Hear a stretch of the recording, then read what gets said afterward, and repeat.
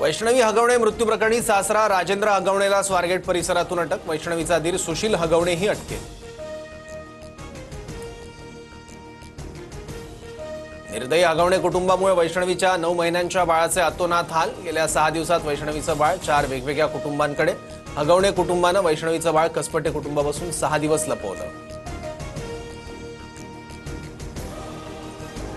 हगवणेंच्या मोठ्या सुनेनं दाखवले मारहाण झाल्याचे photo.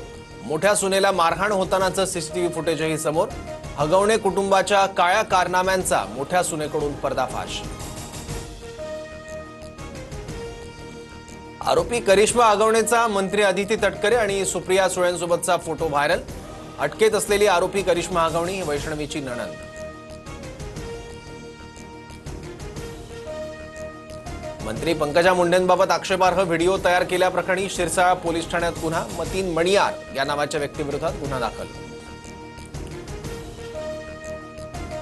पाकिस्तानसोबत no trade no talk. आता पाकसोबत चर्चा फक्त पाकव्याप्त काश्मीरबद्दल असेल। 22 मिनिटात दहशतवाद्यांचे 9 मोठे अड्डे उद्ध्वस्त केले। पंतप्रधान मोदींचं वक्तव्य। गुणरत्न सदावर्तेंना जालना जिल्ह्यासह महाराष्ट्रात बंदी घाला। जालन्यातील रामनगर परिसरातील मराठा आणि ओबीसी बांधवांचं पोलीस अधीक्षकांना निवेदन।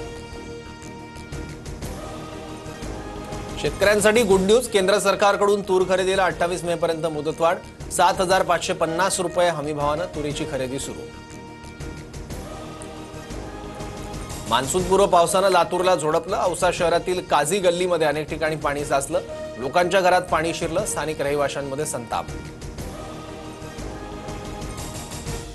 अरबी समुद्रात कमी दाबाचं क्षेत्र तयार। महाराष्ट्रातील संपूर्ण कोकण किनारपट्टीला ऑरेंज अलर्ट, तर रायगड आणि रत्नागिरी जिल्ह्याला रेड अलर्ट। मच्छीमारांनी 4 दिवस मासेमारीसाठी जाऊ नये, हवामान खात्याचा इशारा।